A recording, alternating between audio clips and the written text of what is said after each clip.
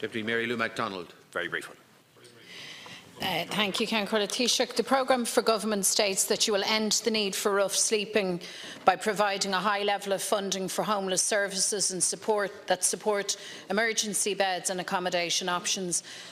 Yesterday, the Minister for Housing came in and said that in light of the cold snap we're experiencing, that there is a place in emergency accommodation for everyone who needs one.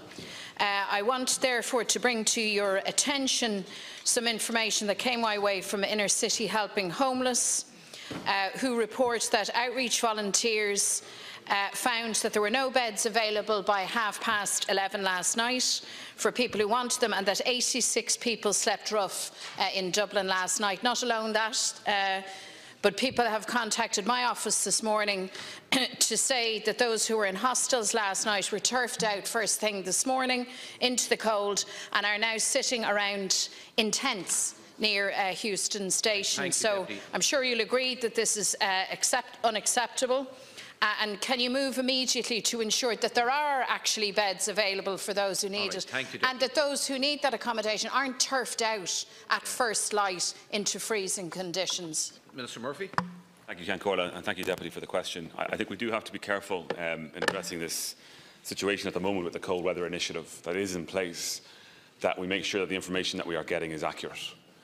We work with a number of NGO partner organisations to make sure that in these types of events, where there is severe cold weather, that outreach teams from all of the different organisations are out and working with the Dublin Regional Homeless Executive to get people into safe, secure accommodation. Over the course of the last number of months, we've been putting in place an additional 200 permanent new beds into the system, plus an additional 150 emergency beds as well.